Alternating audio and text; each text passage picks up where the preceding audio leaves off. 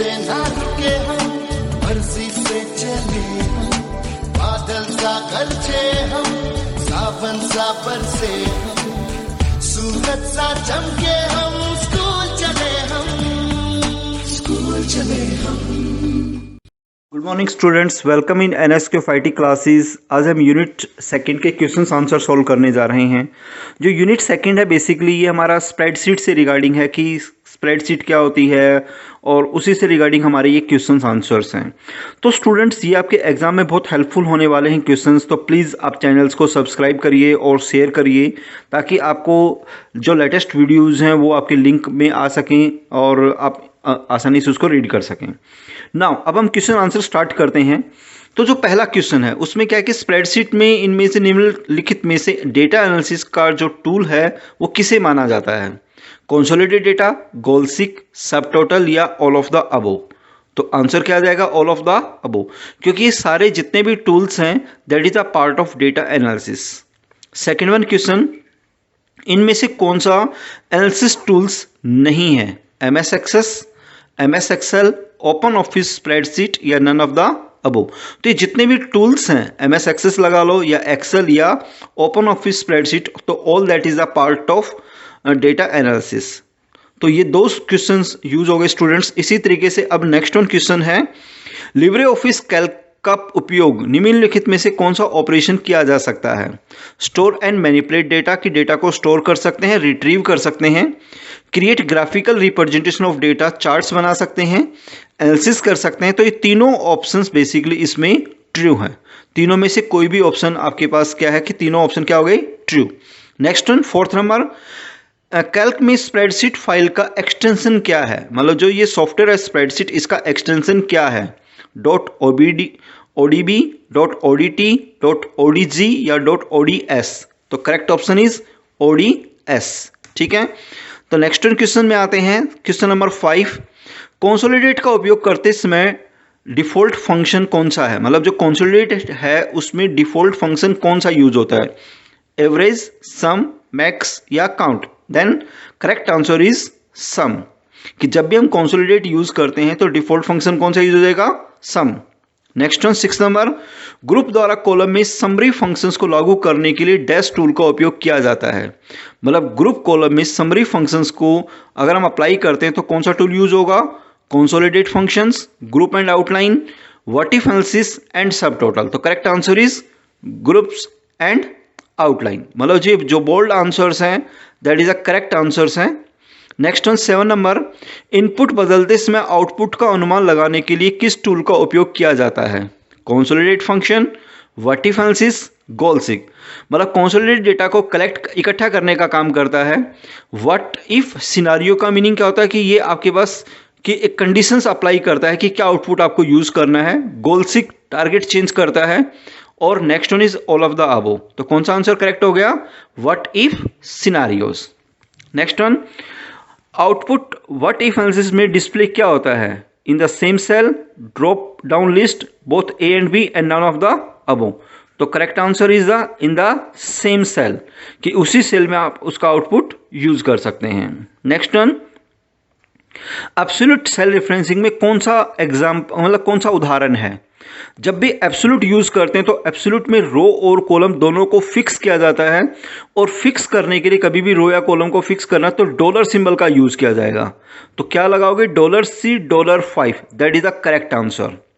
Next one, analysis tool reverse order में काम करता है, आउटपुट के आधार पर इनपुट डालता है। मतलब एक बार आपने फंक्शन लगा दिया और उसके बाद अगर आपको चेंज करनी है value, then we can using the goal seek. कौन सा ऑप्शन यूज करेक्ट है इसका? Goal seek is the correct answer.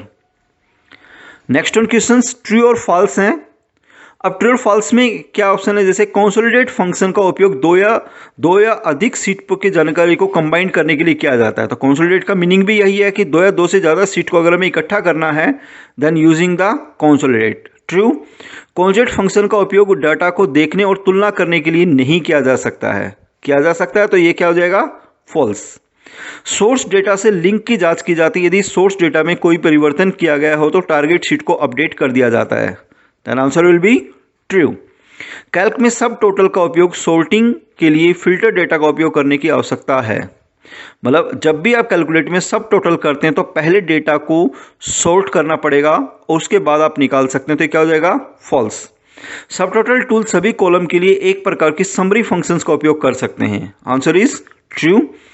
एक सीट के लिए केवल एक सिनारियो बनाया जा सकता है, आंसर क्या हो जाएगा फॉल्स। नेक्स्ट वन 7 नंबर है, what if answers tool one array cell का उपयोग करते हैं, तो ये क्या हो जाएगा फॉल्स। ठीक है, इनपुट के आधार पर आउटपुट की गणना करते समय टारगेट की तलाश एनालिसिस का उपयोग किया जाता है, तो आंसर क्या हो जाएगा ट्रू। अब है filling the blanks. Consolidate function का उपयोग कई सीट से जानकारी को एक स्थान पर कंबाइन करने के लिए किया जाता है। अभी हमने यूज किया कंसोलिडेट फंक्शन का उपयोग एक से ज्यादा सीट्स को इकट्ठा करने के लिए किया जा सकता है। डेटा को डैश का मीनिंग यहाँ पे क्या आएगा, कंसोलिडेट फंक्शन का उपयोग करने के लिए ट्रेंड्स या रिलेशनशिप की पहचान के लिए एक सीट में देखा और तुलना किया जा सकता है। नेक्स्ट वन, कंसोलिडेट डेटा की तुलना करने के लिए डेटा मीनू का उपयोग एक सीट में कई सीट की जानकारी को कंबाइन करने के लिए किया जा सकता है। कंसोलिडेट का मीनिंग यही है कि दो या दो से ज्यादा सीट्स के डेटा जब हमें इकट्ठा करने हैं then we using the consolidate.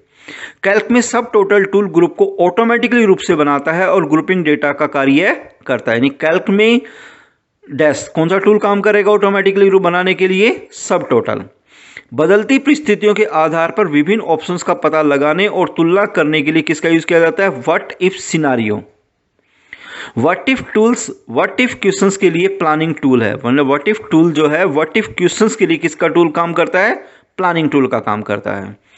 What if analysis tool cell के 2 एरे का प्रयोग करता है और एक एरे में इनपुट वैल्यू होते हैं, दूसरे में फॉर्मूलाज लगाया जाता है। मतलब व्हाट इफ एनालिसिस जो टूल सेल है इसमें 2 एरे का उपयोग करते हैं, एक एरे में वैल्यू इनपुट होती है, दूसरे में क्या यूज करते हैं फॉर्मूलाज। गोल 6 स्पेसिफिक आउटपुट के लिए इनपुट का पता लगाने में मदद करता है। तो ये हमारा पहला चैप्टर था जिसमें हमने डिफरेंट टाइप के क्वेश्चंस आंसर यूज किए हैं। Now we start the second session. अब सेकंड जो सेशन का जो है वो बेसिकली टॉपिक हमारा है यूजिंग मैक्रो इन स्प्रेडशीट, कि मैक्रोज का क्या यूज है स्प्रेडशीट के अंदर। नाउ फर्स्ट वन क्वेश्चन देखिए।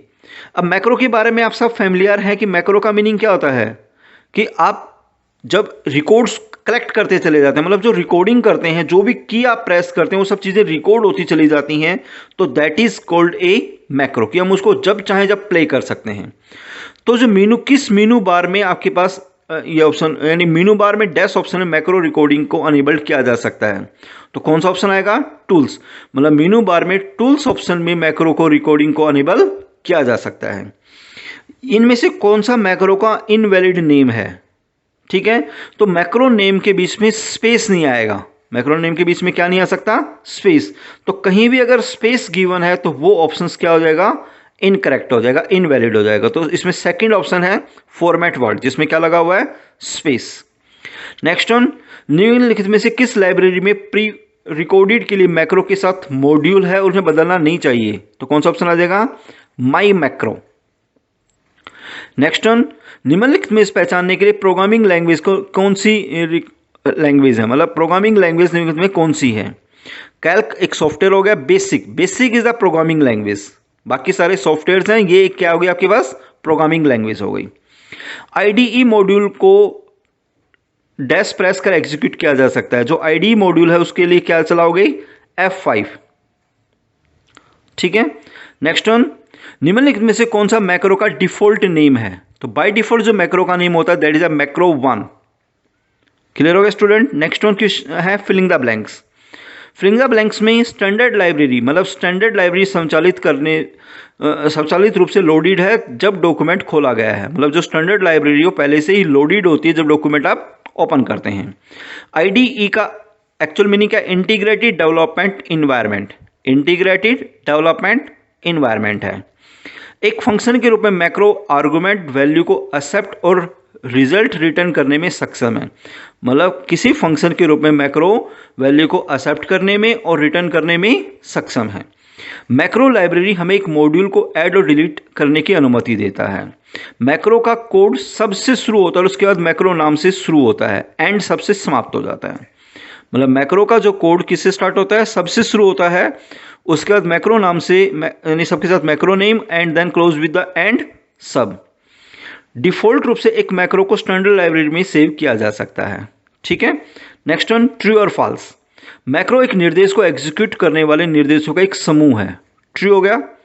एक बार बनाने का मैक्रो का उपयोग किसी भी संख्या में किया जा सकता है, ये भी ट्रू है। डिफॉल्ट रूप से मैक्रो रिकॉर्डिंग सुविधा स्टार्ट नहीं, फॉल्स हो गया। मैक्रो की रिकॉर्डिंग को रोकना संभव नहीं है, ये भी फॉल्स है क्योंकि पॉसिबल है। हर मैक्रो को एक अनोखा नाम दिया जा सकता है। ट्रू, कोई भी मैक्रो का नेम असाइन कर सकते हैं, सिर्फ स्पेस नहीं होगा।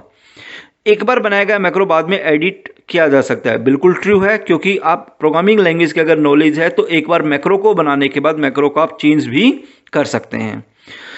तो ओके स्टूडेंट, ये हमारे आज का जो सेशन था इसमें हमने दो चीज़ें अलग अलग यूज़ की हैं कि how to using the macros के क्वेश्चन आंसर यूज़ किए हैं, और मैक्रो के अलावा जो पहला सेशन था स्प्रेडशीट से रिगार्डिंग उसके हमने क्वेश्चन आंसर सोल्व किए हैं।